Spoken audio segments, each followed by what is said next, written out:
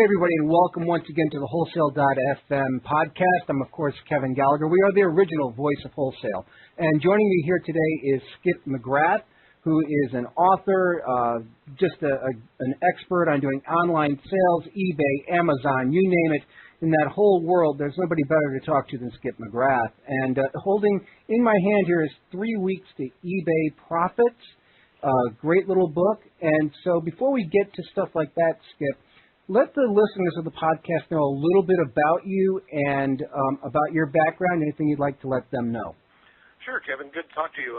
My wife and I started selling on eBay in 1999. It all got started when my son borrowed my credit card to buy some comic books on eBay, and that's how I discovered it. We had previously had a small antique shop that we'd closed, and we still had a lot of antiques left in boxes. And I started putting some of them up on eBay just to see what would happen, and good Lord, they started selling on eBay for more than they ever sold for in my store. So we were hooked from that minute. And I started out selling off small antiques, books. I'm also a book collector and an avid reader, so I had plenty of old books, and eventually got into other merchandise. And a year after we started, my wife quit her job as a travel agent to come home and work on the business full-time. And at the time, I was an executive for a Fortune 100 company in Seattle, and 5 years later, I quit my job. That was 6 years ago, or 5 years ago, I'm not sure. So got rid of all my three-piece suits, gave them to Goodwill, and now I commute upstairs, I step over the dog, and I go to work in blue jeans and a sweatshirt. And that is, of course, I think what a lot of people would really like to be able to do, to be able to work for yourself. And a lot of people I know would really like to be able to, work from home. That commute, I know, is a lot easier when you work from home than if you have to drive out to the office. It's funny. We figured out that I could actually earn $25,000 a year less. And with the money I saved in commuting and dry cleaning and all the other business expenses you never get recompensated for, I'd make the same amount of money. Yeah, that is kind of interesting, isn't it? Mm-hmm. Hey, the book that I have here that I alluded to before that I have here in my hand is 3 Weeks to eBay Profits, revised edition. Tell me a little bit about the book. And this is not your first book. How many books actually do you have out in publication? Well, you can buy on Amazon or in bookstores. I have 7 or 8, I can't remember. And I've written another 10 or 12 books that I self-publish on my website. The books that you can buy on Amazon or your local bookstore are things like 3 Weeks to eBay Profits, Titanium eBay, How to Make Money with the eBay Consignment Business, and so on. And then on my website, I have more specialized, more niche-oriented books that I sell directly. Okay. What was your inspiration for this book in particular? Well, it was just a simple book. I publish a master kind of product called the Complete eBay Marketing System, which is a pretty massive, very thick product. And I had written a book called Titanium eBay, and again, it was more like a very thick business manual. And I wanted to write something that was just simple, something for the person that just says, hey, I don't want to start a $10,000 a month business. I just have some stuff I want to sell on eBay. I'd like to make a little extra money part-time. How can I get started? How can I do this? So the 3 Weeks to eBay Profits is sort of day by day, step by step, what to do for every day for your first 3 weeks. And at the end of that 3 weeks, you should be making, an extra $300, $400, $500, $600 a month on eBay. That's like getting a nice, big, juicy raise from their job. Absolutely. And of course, you can grow it from there. You don't have to stop if you want to really build an eBay business, but then you're going to have to invest more time and more training.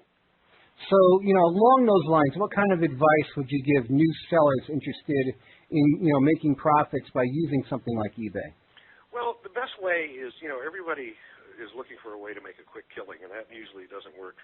What I tell people is to start by selling the things you have around the house. Just grab a laundry basket, go upstairs to the furthest room in the house and go through every single room and put at least one item in the basket from each room. And when the basket's full, sit it on your table, take some pictures of it, start listing your items on eBay. And this is how you're going to get some experience. You're going to build some feedback. You'll probably make a few mistakes, which you'll learn from, and that's good.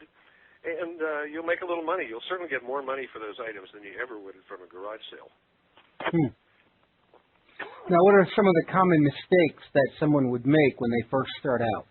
Oh, bad titles, bad photography. One that I see a lot is people, they violate an eBay policy called keyword spamming. Let me give you an example. Let's say you have a pair of these Gucci knockoff sunglasses, and you put them on eBay and you say, designer sunglasses, just like Gucci. Well, if eBay sees that, they'll shut down your listing because they're not really Gucci sunglasses, and it violates one of their policies. Got it. And if you get too many listings shut down, then eBay will cancel your account. Okay, sounds kind of like what happens on YouTube almost, where you put up copyrighted content, they're going to yank it down. Right, same theory. Now, what are the competitive advantages for someone, that goes to work with, say, eBay over, say, something like Amazon? Well, the sites are really different, although eBay has spent the last few years trying to become more and more like Amazon. They're still quite different. Of course, eBay has two formats, fixed price and auction, whereas Amazon just has the fixed price. The eBay auctions are the best way to start because all auction listings get elevated in the search engine when the auctions are about to close. So you're guaranteed that your items are going to be seen at some point, whereas with a fixed price listing on eBay or a fixed price listing on Amazon, unless you have the right keywords and terms that people are searching for, your products may not be found. So, eBay has that advantage, and it's a great way to start. But having said that, let me point out that over 70% of all sales on eBay today are fixed price. eBay tends to be, the new merchandise is sold in fixed price format, and used merchandise is sold in the auction format, although there's some overlap of both, but that's the general demarcation between the two. Now, do you think eBay is underrated then when it relates to, having to do with the wholesale industry and when someone is in the wholesale industry in relation to generating a profit using eBay? Well, when you say in the wholesale industry, you mean people that are buying wholesale to resell? Yes, sir. Yeah. Yes. I call that the reseller industry. I wouldn't say underrated. I would say misunderstood. A large part of the community out there, people that aren't familiar with eBay, if you mention eBay to them, they think of it as the world's largest online garage sale. But, they don't know that the fact I mentioned a minute ago, that 70% of eBay sales are new merchandise sold on the fixed side of the site. So, I think it is misunderstood from that standpoint. But the online sales are growing, both eBay and Amazon. I mean, every year they grow, and online sales, I think, are still only 10 or 11 or 12% of all retail sales. So there's still a lot of growth to happen, and I love it. I hate it for myself when I have to buy gas, but I love it when gas prices go up because every time gas prices go up, my online sales go up. Right, because people don't have to drive to the store. Sure. That's great. Now, what trends do you see in the industry right now? Well, I see the biggest trend is something Amazon started a couple of years ago, and it's now growing. eBay is about to follow them. Amazon started a service called FBA. That stands for Fulfillment by Amazon. And in the early days, when I sold something on Amazon or eBay, I had to pack and ship the item to my customer. And since we're selling 20, 30 items a day, that's a lot of work. Right. Now I send all my merchandise. I put big case lots together, and I send all my merchandise to Amazon. It sits in Amazon's warehouse. And when something sells on Amazon, Amazon ships it, packs it, and ships it for me. They take care of collecting the money and everything and just send me a check. If I sell it on eBay, I just go online to my Amazon account. I pull down the item, and I give Amazon instructions to mail it to my eBay customer for me. So it's like Amazon's become my own personal drop shipper. That is amazing. And they're actually able to turn a profit doing that. Yeah, now they do charge you for that. You're paying a fee, but believe me, the money I pay at Amazon fees for that versus the work and the time that it saves me, it's well worth it. Yeah, I can imagine, especially if you're sending out as many packages as you say. That's taking up a huge amount of your time. Now, right now you have one of the best monthly newsletters going. So what suggestions do you have to others interested in building a newsletter of their own? Well, my theory was to give away free content. If you give away good, quality, free content, then people won't hesitate to buy your paid content, and that's always worked for me. We're in our 11th year of publication. I publish twice monthly now. I used to publish once a month. When I went to twice monthly, my subscriptions really went up. I have a double opt-in system, so I don't spam people, so you don't get those kind of complaints. And, just write quality content. If you say you're going to publish once a week or once a month, do it. Don't be late. People should come to, if you're going to publish every Monday, publish every Monday. Don't forget and, do it on Tuesday or Wednesday. People want your newsletter to be there on time. So just follow those things. And, it's the old story of build it and they will come. If you send out a good quality newsletter, eventually you won't have to promote it that much. It'll be found and people will subscribe. I look at my just from organic search results, people finding my website, I gain about 20 to 25 new subscribers every day. Yeah, that is very true. I do a cable access show now for years, and then you would think cable access, who's watching? There's a lot of people watching, and if you're putting out good quality, I have found that just like you're saying with a newsletter, with anything, if you put out a quality product, people are going to find it, the word of mouth gets generated, and they come to you. Right. So speaking of that, what's the best way that someone listening to this podcast, if they wanted to get more information about what you're doing, can contact you? Okay, well, I have a website. It's just my name, skipmcgrath.com. Let me spell that because a lot of people spell it wrong. It's SKIPMCGRATH.